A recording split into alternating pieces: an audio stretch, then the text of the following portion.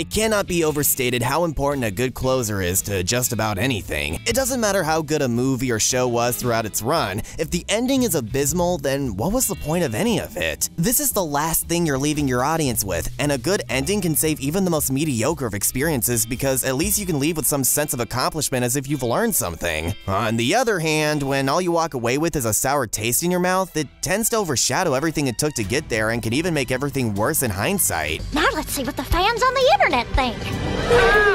So for a show like Death Battle, the death is arguably one of the most important bits of any episode, what with how it makes up one half of the show's title. So as much as he likes to torment me, I'm actually glad Wade forced me to make this video because it's a subject I think has a lot worth discussing. And hey, if you guys like this one enough, I might even give it a worst deaths counterpart. Now obviously I won't be going over every single death ever, I'm not clinically insane, just the best of the best, the cream of the crop. But first, we should establish some parameters. Number 1, creativity. You won't be finding many vaporizations or decapitations here. The more original and interesting, the better. Number 2, context. We're not just evaluating the killing blow. Does the music play into it? What was the lead up beforehand? Does it involve any callbacks or even references? Number 3, character. Even if the kill itself is fun, I'll be docking a lot of points if it goes against the personalities of the combatants. I want carnage that could reasonably be attributed to their home series, which is easier said than done in a lot of cases. Number 4, calculations. Does it do a good job of representing the upcoming analysis results instead of feeling like a complete asshole? And number 5, content. The 25 deaths I picked for this list are the ones that had enough meat on their bones to warrant discussion. I want more to talk about than just, hey, that was pretty cool, can't wait to try it on my roommate.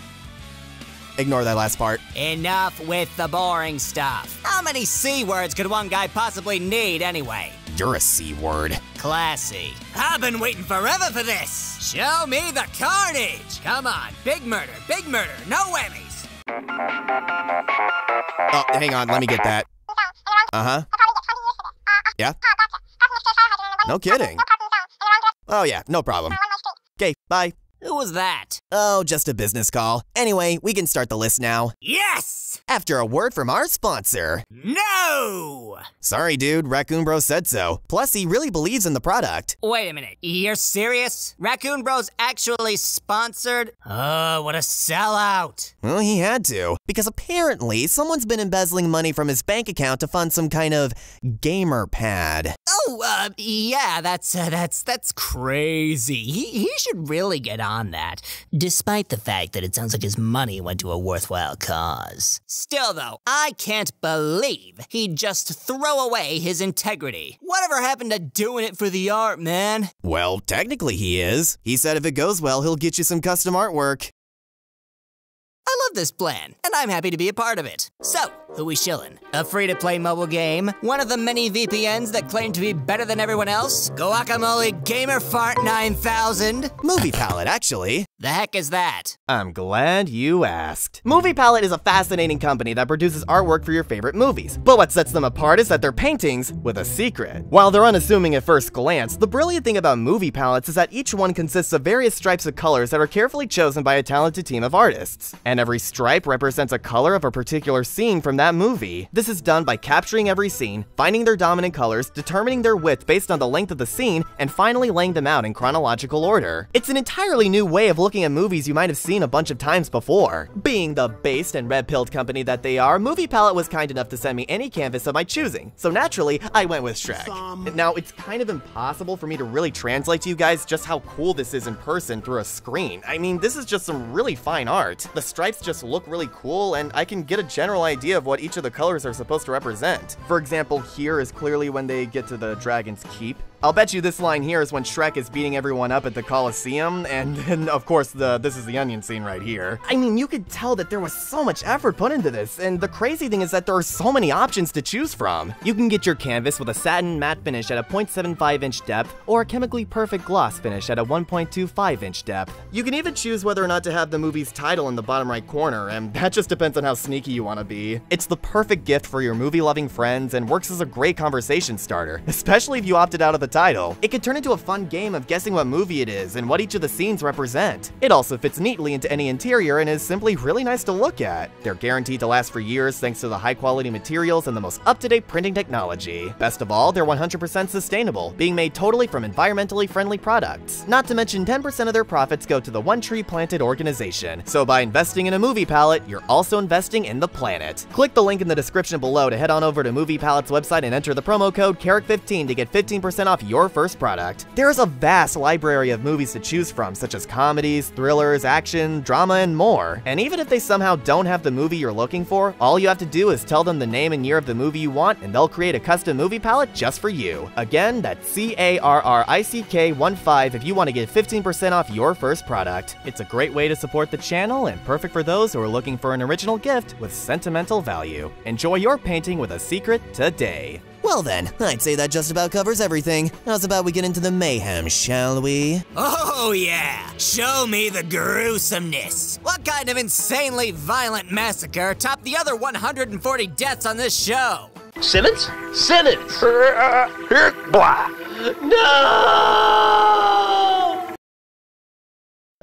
I can explain. No, this isn't a joke entry. This is a list about making fictional characters fight to the death with real-world science. There's no kidding around here. But why Simmons? It's not a particularly elaborate death. Death by falling can be attributed to every other Disney villain. Heck, it's not even the coolest death of the episode, nor is it the funniest. But what it does from a red versus blue fan's point of view is add a little perspective. Up until now, it's been all fun and games, the kind of shenanigans we've come to expect from the Blood Gulch gang. And a lot of old fans, myself included, were having a blast, to the point where you might mistake it for an older, more pretty episode of the show back in 2003. But this is Death Battle, and death needs to come eventually, so when Simmons let out that blah, I had a moment of shock, and then reality quickly followed. A lot of folks thought he was faking it, but if you're a fan of the show, you'll know just how important that blah really is, a staple for some of the most iconic deaths from Red vs. Blue. And I'm glad there was never any gore because these dorks mean the world to me. It was the perfect way to let fans know you can still have fun, but remember what show you're actually watching. So, we cool? You get one. Speaking of watching, I'm sure many of you are already clicking out this video by now, but rest assured, this was mostly a me entry, which is obviously why it's so low. You want elaborate and gory? Then you can have it. It's no surprise that Season 1 doesn't have a lot of representation on this list, as a lot of its charm has to compete with all that crudeness. No offense, Ben, I know you only got like 2 hours of sleep a week back then, but the first installment of our Caped Crusader quadrilogy has a lot going for its finisher. Leading up to it, this is one of the few times I'm cool with the whole one character dominating throughout and then out of nowhere loses because it fits the match. Peter has everything going for him in terms of stats, the main issue being how seriously he'll take the fight compared to someone as stoic as Batman, who isn't fazed by trash talk. This is why the death comes so quickly, because the microsecond Peter decided to get even a little serious, it was already over. Having fun yet?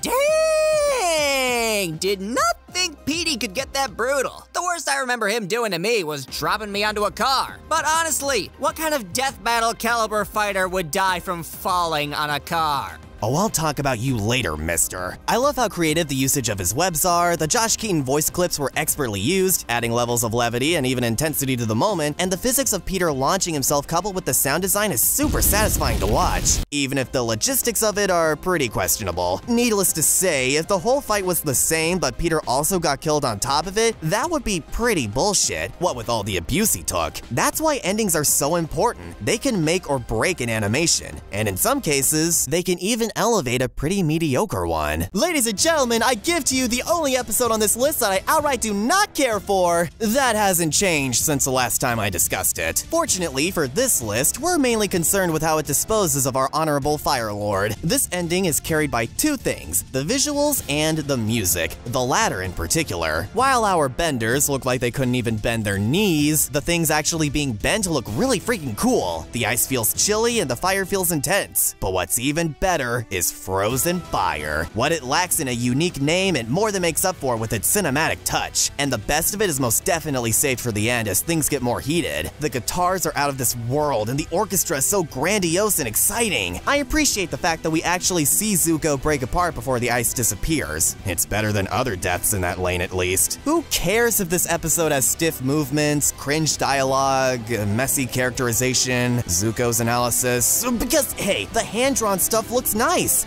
Except when it doesn't. And honestly, why didn't Shoto say that's rough, buddy? Okay, enough negativity. Let's just be glad it wasn't a vaporization death. The second most obvious way to kill someone on this show. It feels like every time we get one of those, people always groan and ask for something else. I don't blame those people. Vaporizations are tired, stupid, and man, are they ugly. Oh, surely Vaporization. not all that bad.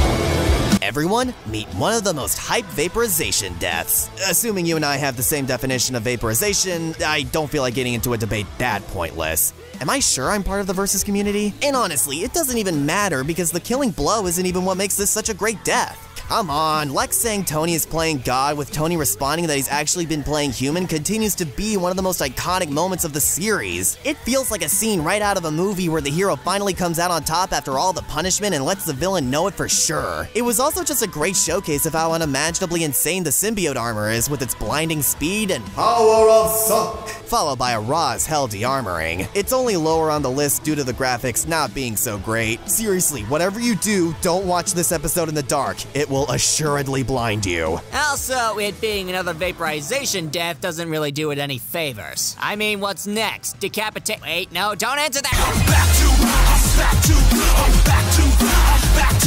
I'm starting to sense a trend. I mean, yeah, this entry shares a lot of similarities with the previous one, honestly. It features an awesome comeback moment, a standard death elevated by a great build-up, and song usage that makes me miss when the show could still use music like that. Now, obviously, I wouldn't trade Brandon or Theirwolf for the world, but moments like this simply aren't possible anymore because of copyright. I've loved I'm Back to Rise ever since Torian brought it up on Twitter as his standard workout music, and it just so naturally fits the gritty, no-frills style of this fight. Not to mention the decapitation feels even more fitting after the Rock'em Sock'em Robots comment Boomstick made. Extra huge shout out to Chris Jai, Alex, and Gabe Kunda for bringing so much energy to the finale. Sorry for not mentioning you guys back in the Season 4 video. As a comeback, this moment is perfect. As a death, it's mostly just good. While it's obviously super satisfying, I feel like the actual pummeling went on a little too long and started to feel repetitive. Still a great moment, but all I'm saying is that there are better ways to make consecutive punches exciting the whole time. DJ may have been the champ of this episode, but it's time to make way for the people's champ.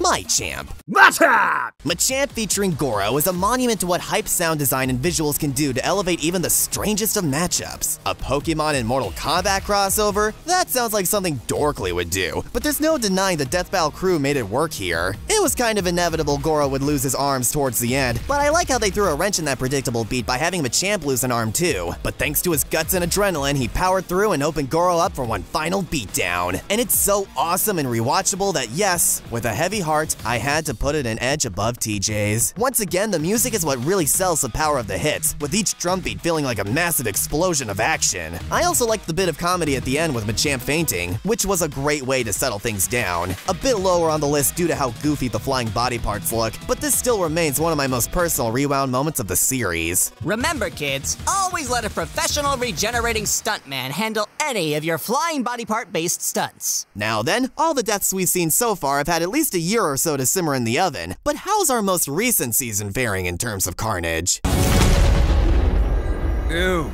I stepped in loser. As of writing this video, this is one of the most recent episodes we've gotten, so it does feel a little odd including it on a list as interchangeable as this. FYI, I don't plan on remaking this list every other month. That'd be way too annoying. I'll just mention how I'd rank them as they come. Until then, I honestly feel pretty confident that this will remain one of the most memorable kills of the season years from now. And not just because it's our second Lantern episode involving a boot stomp. Despite being completely broken, Adam continues to fight on for his country, only realizing how screwed he is when his magic is totally drained. This moment is rather contentious, and I honestly quite like it. Is it out of character? Well, probably, but I don't mind tiny moments of comedy like this. I find humor in just how out of character it is, and it's such a small moment too. It's quickly overshadowed by how jaw-droppingly brutal the killing blow is, even breaking the camera, which leads to a fun visual gag later. I don't know what was more surprising, this episode's results or just how fucking gory the sprite team got with it, with some of the most detailed hand-drawn brutality yet. But as much as Apocalypse enjoys inflicting physical torture, he truly thrives when it comes to emotional damage. Forcing Adam to watch the city he's sworn to protect get taken over before dying is arguably the most evil thing any character has done on this show, and I'm seriously all for it. Wolf Williams sure knows how to rub salt in the multiple wounds with that evil laugh as well.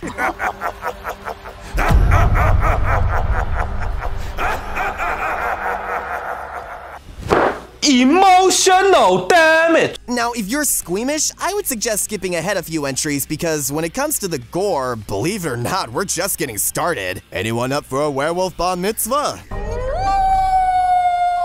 Here we have one of the most hyped up gory deaths on the show, and while part of that hype is somewhat overblown, it stays true to this fight's monstrous and animalistic presence. Now, it's possible we may have seen intestines in the past, but everyone was caught off guard by the sudden disembowelment. But as explained in the ending analysis, John turned things around thanks to his human side outthinking Saberwolf's pure bloodlust. The choice to transition into black and white, leaving only the blood colored, was a stroke of genius. It makes the upcoming Gorefest stand out so much more, and I like how John's attitude is treated here. After almost succumbing to his killer instinct, he decides to embrace it just this once now that he's got it in the bag, making sure that Saberwolf's final moments are as agonizing as possible. Just look at the amount of power behind this decapitation. What's even scarier is how Saberwolf's screams transition a little bit into something more human-like, really getting across just how painful it is. All set to a gorgeous blood-red moon. You know what? Something tells me that blood is the key to a good death scene. This battle gave us gallons of it, so why not an entire ocean? I've already talked about this episode recently and why it's so great, so I'll keep things brief here. Basically, the whole fight dynamic is great at playing with expectations. We know that Dio is way stronger, so it's all a matter of waiting for him to snap out of his nerves and make an opening for himself. Once he does, it's so cool to see him no longer play things safe and go right in for the kill by doing something no one has before, actually frighten Alucard. We then get a fantastic as hell beatdown, and while I thought it was weird at first that Alucard has no grunts here, I'm thankful they're absent as it would have taken the spotlight away from Tom Shulk's performance. Everything about his high energy and manic screams complement the bloody violence and music so damn well. Alucard being reduced to pure mist also feels fitting, as he has now become one with the blood ocean he used to control. And thus began the tragic Team 4-star voice actor losing streak. Wait, wouldn't it have begun when you got— Nope, didn't stay dead, didn't count. Touchy subject, got it. Back on topic, I'd imagine Alucard would make a pretty great drink for Dio. I could certainly think of a few other characters that would have enjoyed the blood showers. I'm gonna rip you in half now.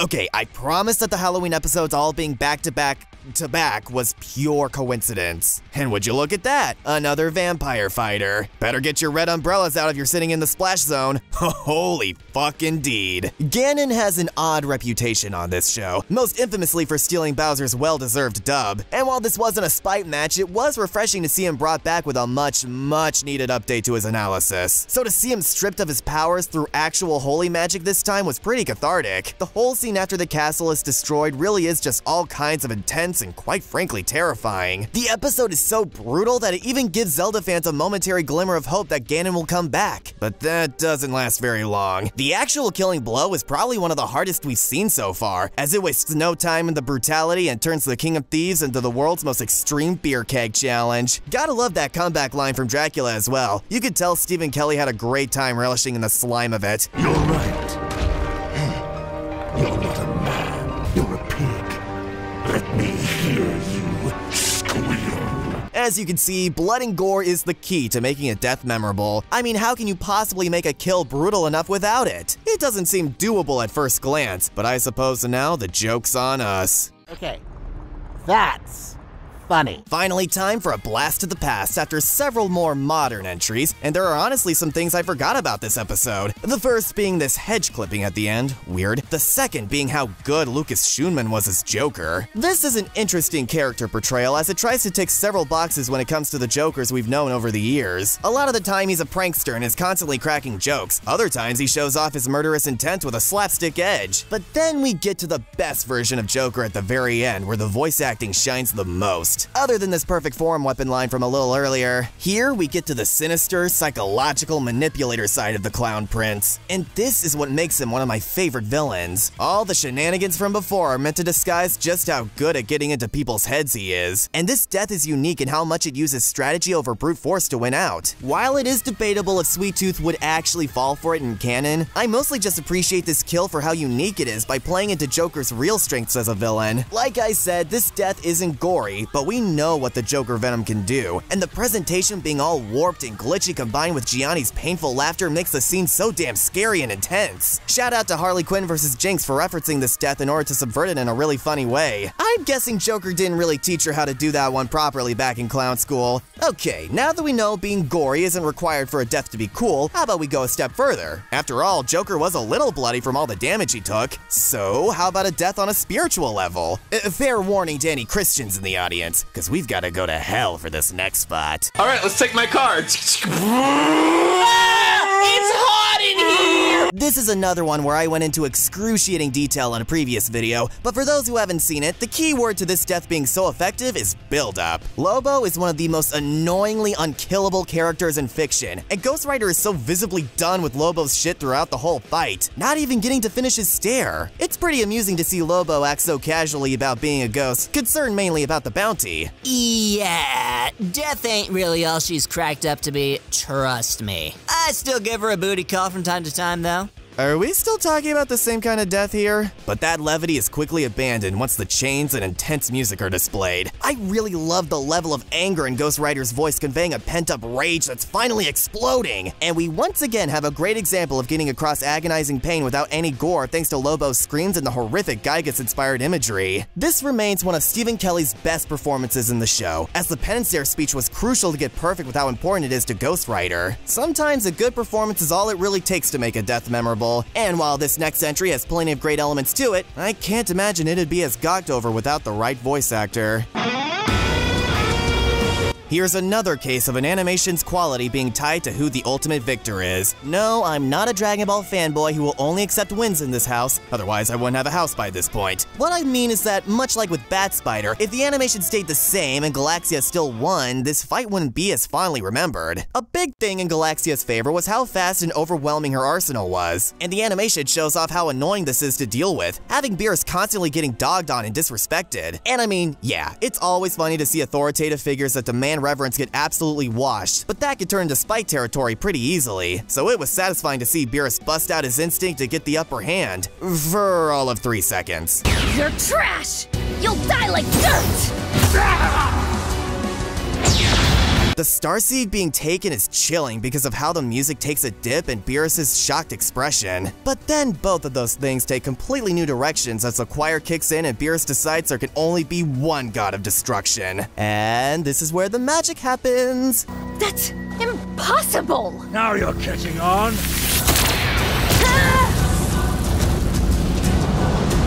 I am the impossible!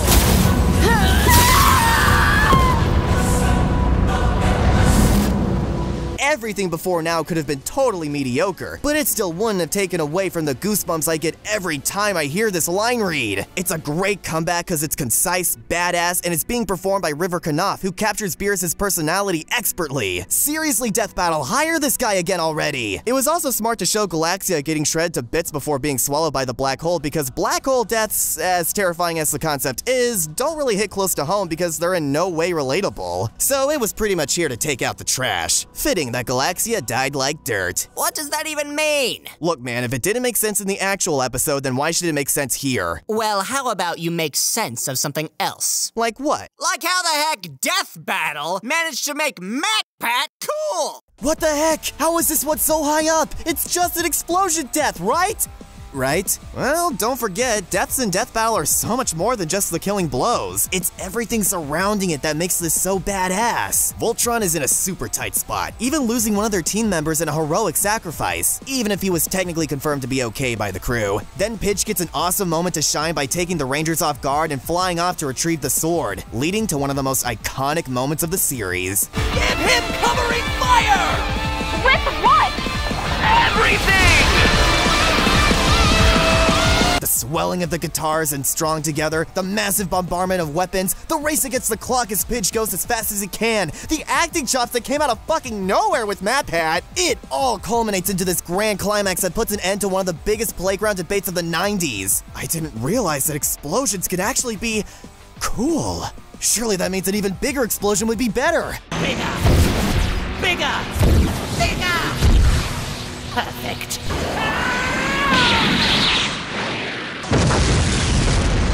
Nice try, but you won't be destroying any more planets. Except, you know, that one. I think the main reason explosions don't do it for a lot of folks is that the sense of scale isn't clearly conveyed most of the time. We need a point of reference to really feel how powerful something is when we're watching it on a tiny screen. Well, considering the fact that we live on one, planetary explosions seem like a good way to go. But you can't half-ass something like that. You gotta go full-ass. You need to sell the power with good sound design and imagery, which is what makes this one the gold standard when it comes to explosive finales. Goku vs. Superman will forever and always be one of the best episodes of the show thanks to the cinematic nature and how much time is allotted to making the abilities and power-ups stand out in a way that isn't possible anymore. Naturally, the climax of this battle ends up being the length of most full episodes of the show. All that tension and all that build-up culminates in a frenzy of colliding powers as Superman bomb rushes Goku until we get to that part. The moment Death Battle fans heard round the world. The moment where we all got so quiet to the point of hearing a pin drop. Goku and Superman unleashed their ultimate attacks, and for the first time in Death Battle history, Earth, the planet we cherish and inhabit, fucking explodes. Nowadays, planetary explosions are a dime a dozen, but just remember what it was like seeing this back then. It's a level of destruction no one had even considered, and that feeling of shock will never leave my mind. Even if it wasn't the first, the fact of the matter is it still looks and sounds incredible in its own right and demands your attention. If it wasn't for the crude graphics, this would feel right at home on the big screen and was such a crazy way to end Season 1. That being said, if you were a fan at the time, the obvious question to be asking was, where the hell do we go from here? More explosions? More destruction? Eventually, but Season 2 was smart enough to do its own thing as opposed to trying to make another Goku vs. Superman. Kind of. The show still found new ways to keep audiences on their toes and ramp up the shock value, and for our first spot in the top 10, you'll see just what I mean. One of the biggest things going into this episode at the time was the hype around Wolverine and how awesome he is. Sure, people liked Revengeance, but it wasn't nearly as big of a cult classic back then as it is now. Thanks for that, Maxor. Gambling's just a part of who we are. I just market it to sexy children. I mean, who does this cyborg brat stealing Snake's spotlight think he is? Wolverine is indestructible! Or so it would seem. The climax of this battle hits all the right notes. Both of these transformations have this great feeling of impact behind them thanks to the music switches and raw as hell acting. This Jack the Ripper moment blows the one in Raiden's next episode out of the water despite being 7 years older. It manages to squeeze in levity as well as keep us guessing the whole time with the awesome sword clashing, all while the music continues to blast our speakers. But then all of a sudden Raiden finds his opening and this happens. If you thought the Earth exploding was a surprise, you should have been there when Wolvie fans everywhere were Kojima converted on the spot. Well, I, for one... 3. Right. I, for 3, was appalled at how dirty they did my boy Logan. They didn't even have the decency to let the real Snake axe him off. No! They made him get his head chopped into bits by a VR-trained pretty boy who fights with a sharpened vibrator.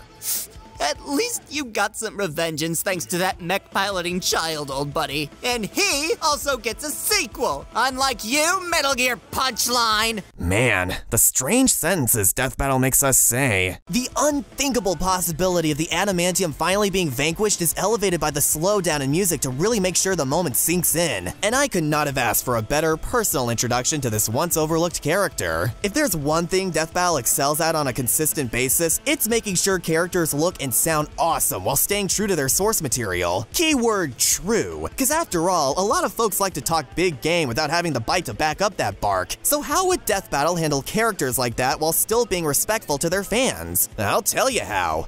Comedy. Up to now, I've mostly talked about why I love deaths that are cool and exciting, but there are plenty of deaths on the show that try to be the exact opposite by tickling our funny bones. I haven't talked too much about those since there isn't a whole lot to say other than, hey, that made me laugh. I need something with more meat on the bones for a full entry, which is why I'd like to discuss how Mr. Satan vs. Dan remains on top as the best comedic death on the show. This entire battle does a great job standing out from others by specifically highlighting our fighters' weaknesses and how unheroic they tend to be. And it leads to a lot of funny gags that implement classic sound effects and even actually exciting choreography on occasion. The jetpack being a particular highlight, and after Dan comes crashing down from his jet-fueled high, we get an out-of-nowhere bone-chilling moment of Dan tapping into the Satsui no Hado, made even better by the music and Brad Van Abel's delivery. Rest in peace. The fact that it's so cool makes the immediate undercutting of it even better, especially as it was foreshadowed before.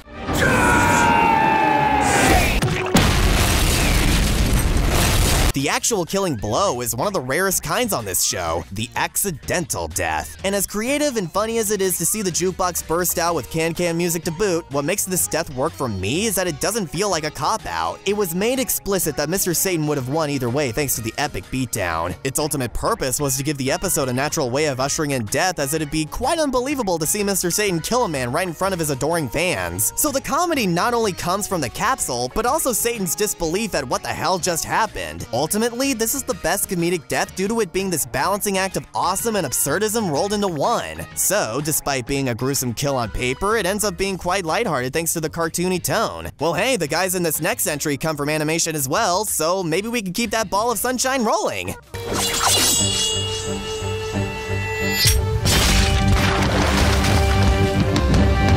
I thought this was a kids show! Oh yeah, season 5 was a thing. Et tu, Tom Kenny? Whoa, what a freak! Looked like a talking penis. Speaking of 5th seasons, there's no way to sugarcoat this. As great as it is, the deaths of season 5 collectively suck donkey dick. Some of the most forgettable and uninteresting deaths in the show can be traced back to this season. But there's always an exception to prove the rule, and that's where this entry comes in. Jack vs. Afro holds true as Luis's magnum opus despite its short length, which is a testament to what's shown. A lot of this can be attributed to its brutal climax as easily one of the best sword duels we've ever seen. You know what I'm talking about. Those moments where we get a big clash and both fighters seem fine, and then boom, blood everywhere. We get that here, but with a twist. We first see Jack's arm tear off, easily one of the most brutal limb removals we've gotten, and Kaiji Tang's guttural screaming feels so real and the absence of music makes it even more intense.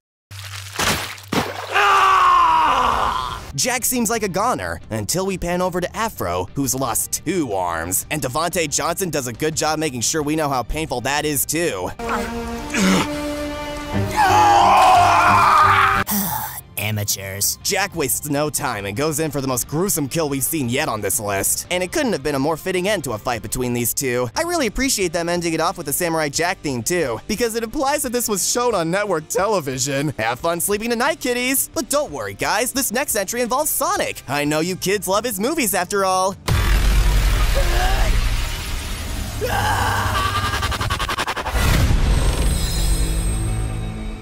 Let the night terrors commence. Okay, so, full disclosure, I may or may not have overblown how good this episode actually is. If I ranked it nowadays, it'd be more like a 7, maybe an 8 depending on my mood. But my god, does that finale still hold up? Not everything about it, of course. This Fate speech still sucks, and the final woe from Wally felt unnecessary. But come on. How many other fights can you think of where an opponent goes so fast he breaks through time to wait out his opponent's power-up, then smashes back through with a punch so powerful it makes him relive his life? The reason this one is so high up is because I can't help but admire the amount of effort that went into making this. There's an entire folder of all the separate Sonic poses they used, and combining that with Nicholas Andrew Louis' awesome distorted screams really sells the reality-breaking nature of this death. Special shout out to Trunks vs. Silver for doing something really similar by breaking time, reality, and even Trunks' insane versus win streak. But much like with Black Adam vs. Apocalypse, Trunks vs. Silver is far too recent for me to make any solid rankings for it comfortably. That being said, Season 9 has been knocking it out of the park with a majority of its finishers, with one in particular being so good it would be a damn crime to leave it off.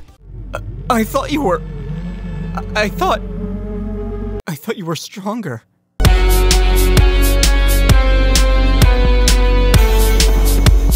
Again! Called Ah yes, the fight that's so blatantly a shit stomp, its strengths come from actually being presented as a shit stomp. This almost never happens, with the few times it has being so clearly made out of spite. If this was practically any other matchup, it would not work. But Omni-Man vs. Homelander was probably the most highly requested fight of recent memory, specifically because of how the dynamic could play personality-wise rather than matching powers, making this animation the embodiment of catharsis, especially after The Boys Season 3. Peak television, by the way. This entire fight was all about a lesson in humility, as in Nolan wanted to make sure Homie's final moments were as humiliating as possible. From teaching him how to fight while fighting, to exposing his dark nature to the world, it's clear Nolan could have ended things at any time, until Homie made his biggest fuck-up yet, threatening Mark, aka Invincible, aka Nolan's pride and joy. The time for messing around was over, and the jaw rip / Kano fatality combo is just so gruesomely implemented. I feel like the animators had a ton of fun with making it as gory as possible, especially when it was Homelander of all characters. Yang Ye and Tom Shulk are phenomenal in their roles, as well as the music. The brutality and context are simply so good that I have 100% faith that this kill will remain as one of the series' best for a long time. Despite this, there are still 5 more I prefer just a little bit more. We return to Season 8 once again, and can I just be honest? Out of all the improvements Season 9 made over Season 8, the deaths were a really big one. In fact, Season 8 to Season 9 parallel Season 5 to Season 6 in that regard, with 5 and 8 being groundbreaking and influential despite the consistently lame deaths, whereas their follow-up seasons take things up a notch slightly and have way more interesting kills. Season 7 is irrelevant. Now, with all that being said, Season 8 manages to have at least a few hidden gems. We've already discussed a vampire, now let's talk about a demon. A speed demon! I want to shake hands! As I said in my Season 8 review, which you should watch if you haven't, I spent like 2 fucking months making that shit, this climax is one for the books. It plays into Thawne's eat shit and die attitude so beautifully, becoming one of the most heavily memed moments of the show. The killing blow is brutal as well as fresh, Black still has one of my favorite death screams, and it finds a new way to make the dip in the sun kill interesting. Just look at that curveball! Not much else to say about this that hasn't already been said. But hey, this is still a relatively new one. For all we know, dragging speedster kills could be considered passé in 5 years. In order to do truly well on this list, these entries have to surpass the greatest test of all, the test of time. Which is a little ironic considering Black vs. Flash has to do with time, but let's travel back to 2015 and take a look at one climax most people agree is pretty good. You're pretty good. You're pretty good. Clocking in at around 1.5 minutes, this is one of the meatiest climaxes on our list by a good margin, and that's because of its major focus on telling a compelling story. Most of this episode's runtime can be attributed to lengthy dialogue sequences that are incredibly fitting for the characters being used, but it also means the tension has a lot more time to rise, with each of their harrowing encounters being more dangerous than the last. The constant back and forth cat and mouse game finally comes to a head when we get to that classic "you're pretty good" shot. Their scuffle is shrouded in darkness, with only their headsets and gunshots providing any semblance of sight. Then Sam brings out the big guns until these two are left to the bare essentials. Just a good old-fashioned knife fight. A version of what I was hoping for in Batman vs. Iron Man that feels more fully realized, thanks to the longer runtime. Here we get arguably some of Torian's finest choreography to date, until it all comes to a head. Literally. If they tried to go any more over the top with the death, it would have totally ruined the build-up from before. All it needed was something simple and clean to show how cold-blooded and efficient these two are. A piece of cake, really. Making this easily the most grounded death on my list, something this show rarely if ever does, even when using grounded characters. On the opposite end of the spectrum, going for Crazy Flash could get you far in a list like this, and our next entry couldn't be more different from Snake vs. Sam.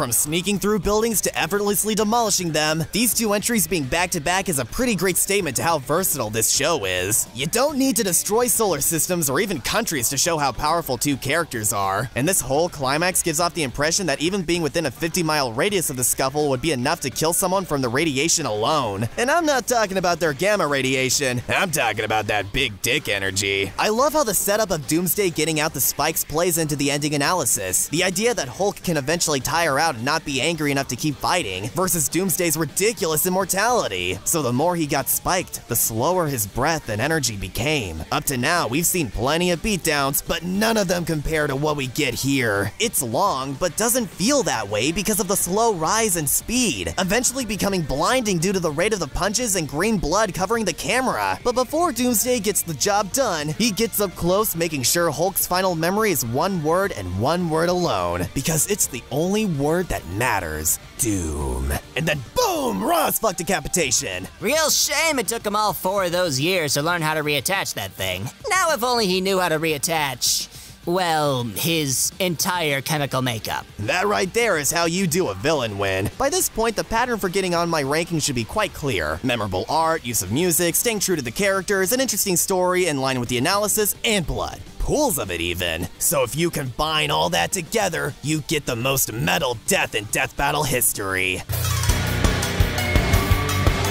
I know what some of you might be thinking. What the hell could possibly be better than this? We'll get to that in due time, but I don't want to downplay the amazingness of this kill just because it got second. There are a lot of reasons this one tops most people's lists. We've seen everything from disembowelment to organ removal, but I would still posit this as easily the most gory kill we've gotten on the show. What's unique about it is that, up until this point, the fight was incredibly even, with both fighters having trouble getting a clean hit in. Once Silver Samurai finally landed a blow, Shredder decided no more Mr. Nice Guy and went all Lance Armstrong on us. In other words, he cheated, which is incredibly in character for him. From this point on, the stat gap is very well presented. Shredder is nigh untouchable and lands super meaty hits in. Then he karate chops Silver's arm off, plays the most extreme game of darts until the music cuts out completely. And we get this lone shot of Arata's helmet falling with only the sound of fire and his mangled body accompanying it. At this point, it's unclear whether or not he's actually dead from an audience perspective, but that doesn't stop Shredder from double tapping with the rawest artwork and head crush you could possibly imagine. I love this episode as a whole, but the climax is the biggest reason I give it a 10 out of 10. Shredder may mostly be associated with the cartoons, but this still feels like something in line with his character, if he wasn't held back by those pesky censors. They even show a post-credit scene of him placing the kabuto on Harada's sword as a means of acknowledging a worthy opponent. Along with showing Sylvie getting crushed by Satan the second he showed up in hell. They must have really hated this guy in the writer's room. So, not only does this death have blood and violence, it even has a little nuance to it. So once again, I ask you, what the fuck is number 1 if it isn't this? Before we get to that, we have a long list of honorable mentions that weren't quite able to make the cut. Who's ready for a lightning round?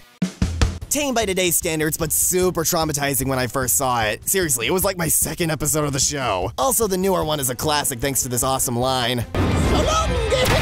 A prime example of the sword duel death that's suspenseful and has a really exciting closing move. By far the most fitting way for Geese to go, and the hand-drawn portion goes hard on the pain. I feel like a lot of people gloss over how goddamn intense this one still is, especially for how out of nowhere it is with the characters being used. The triumphant music and race against the clock is really cool and one of the few times we see a combatant actually give a shit about civilians. Another excellent sword duel that goes bananas on the gore. And I love how the mountain in the background is also destroyed. The first death brings so much ironic joy with how plank-like Cloud's body is falling, but I gotta give credit to the remake for bringing the flash and the crunch. There's something I find really cool about deaths that involve using an opponent's weapon against them. I also love the juxtaposed lighthearted NES music as Shovel Knight gets his fucking throat caved in. A very close contender for the top 25. The lighting makes it super intense and it's just a really creative kill in general. And Aquaman's unintentional misgendering continues to be pretty funny. Yes, it's out of character. Yes, it's a little kid. Yes, the Omnitrix may or may not have been able to stop it. But the level of impact this scene had on the community is undeniable. I couldn't not mention it. Plus, it's a unique kill and has really funny jokes to boot. No, I will not apologize for that one. The fact that the whole thing is hand-drawn and is incredibly smooth throughout makes it a worthy contender. It just gets bogged down by really shit dialogue and pacing, unfortunately. Still hype, though. Easily the least violent kill here and pretty uninteresting in the grand scheme of things, but the wholesome factor and incredible buildup are just too cool. Yo!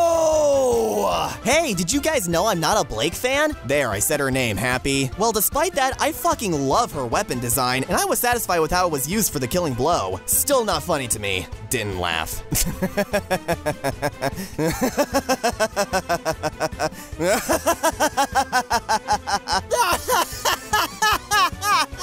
another kill that just barely missed a spot on this list. It's such a perfect use of Booster's weapon, and Cable manages to still go down like a badass. Ouch, my childhood. It may be over the top, but I'm glad it is for the simple fact that it finally made people shut up about Pokemon vs. Digimon and why it's an inherently stupid and nonsensical idea. Did you forget about me? Stupid dog! You made me look bad! Doesn't mean this episode is stupid, but I think it put a lot of things into perspective for those who clamored for a crossover. Obligatory mention of the unreasonably detailed and raw disintegration death from an otherwise forgettable episode. Also, this one's pretty cool too. A creatively brutal kill befitting of the style of the man with the devil-may-care attitude. Our first kill involving the sun, and it's as overkill as you'd expect from a stomp fight like this. A great Captain Ginyu setup, and it even has the proper pacing and brutality of a Mortal Kombat fatality. More so than any other MK character on the show. I love how Godzilla just towers over Gamera with blood spouting everywhere. It shows he ain't playing around anymore, and it's really awesome how his laser breaks through the toughest part of the shell before totally annihilating him. I don't care what people say. Ending this one with the breaking of realities and rewriting the world back to normal with a serene tone is perfect for this matchup and a great way to differentiate itself from the not-so-jolly Green Giant's last battle. Not much else to say here Steve and I haven't already. This is simply pure cinema. Not on the list since I don't really love the death as much as I just love the whole sequence itself. Lastly, I'd be remiss to not mention the ending to my favorite old-school sprite fight. The build-up and fear surrounding Boo's final attack and Kirby's sad face almost makes you join in on the tears with him. So when the miracle fruit is busted out and Kirby finds the strength to redirect the attack, it makes you want to cheer and is one of this show's ultimate crowd-pleasing moments. I credit this, as well as Kirby becoming the actual sun, as the birth of the Kirby is the cutest Eldritch Abomination memes, and I wouldn't have it any other way. Ahem.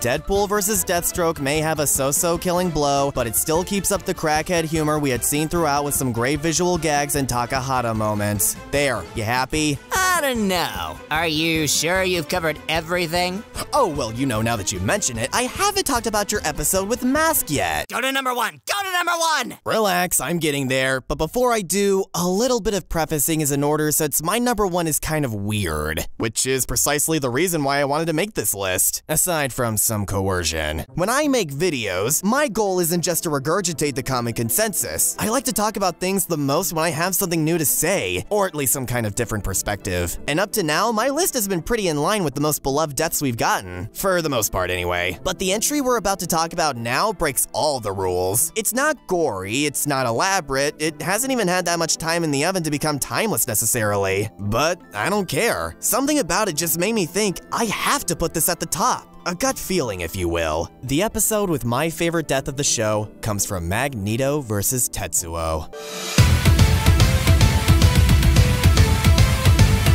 See? I told you it'd be a weird one, but really stop to think about it. Is it that crazy of a pick? Now, I don't want this to devolve too much into the quality of the episode itself, so spoilers for the Season 9 video, I really like this episode. So naturally, a fantastic episode should have a fantastic closer. On paper, though, it sounds pretty boring. A single laser blast to the head. Insta-kill. What's so special about that? Ah, but it's the many things surrounding the single laser that makes it so special. One thing I love about Season 9 is how intertwined the characters' personalities are into the choreography, and this episode is no exception. With how crazy Akira is and how tragic Magneto's backstory is, it's no surprise that this is one of the more emotionally charged episodes. Jonathan vs. Tanjiro tries a similar thing, which I commend it for, but I like this one more for being a bit more compelling with its sadness. Magneto starts out as a grumpy old Esper, but once he gets more context on Tetsuo's plight, the fight is no longer about teaching some whippersnapper a lesson. It became a rescue mission. That's why the actual killing blow had to be so simple. Ironically, by being a generic laser blast, it ended up being one of the most unique kills of the series, giving us something we very rarely experience, a mercy kill. In fact, the only other one I can really think of off the top of my head happened in the exact same season. Ego Death complements it perfectly by ramping up in intensity for Tetsuo's final charge, only to suddenly transition into serenity now that he's finally at peace. And the voice actors kill it, managing to sell the character development these two go through in less than 4 minutes, which is really hard to do. While Saitama vs. Popeye and Jonathan vs. Tanjiro are better at making me cry, this one leaves me with a hollow yet optimistic feeling. As terrible as Tetsuo's physical and mental state was, Eric did what had to be done. And at least this poor child doesn't have to suffer any longer.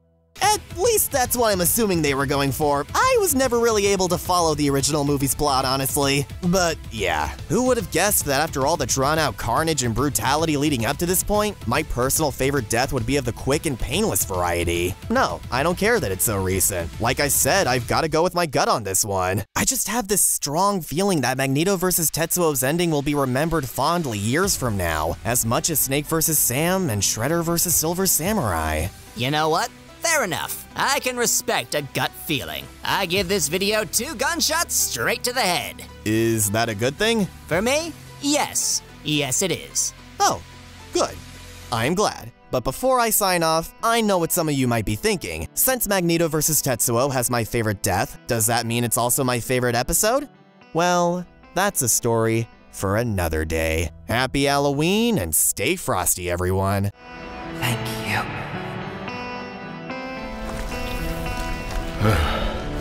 You are welcome.